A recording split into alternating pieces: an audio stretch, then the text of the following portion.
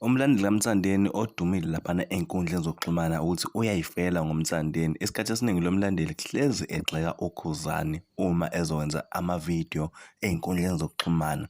Usesukume nokuthi kunabalandeli bakaKhuzani abathi bafuna ukumsoconga noma abathi bafuna ukumbulala ngalesi senzo sakhe sokuthi yena njalo uhlale egxeka uKhuzani. Uthi into abafuna ukumbulala yona ukuthi wathi nje i-album kaKhuzani iyabhora. Umbuzo azibuza wona lo mlandeli kaMthandeni uthi ngoba phela la bantu laba bakaKhuzani bayazi ukuthi yena ulandela iGcokama Elisha, abasho ngani ukuthi i-album kaMthandeni iyabhora, bemtshene lokho bese kuphelela lapho, hhayi ukuthi manje seyoze kuphume isidumbu.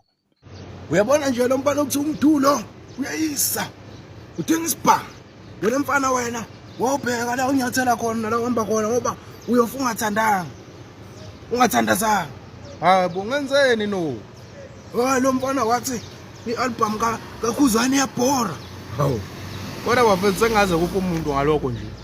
Manje hayi nina niko serious empilweni. Yini nabe enikhulumela ukudla emakhaya? Hawu niyangihlulwa yini ukuthi nami eyaMthandeni iyabhora?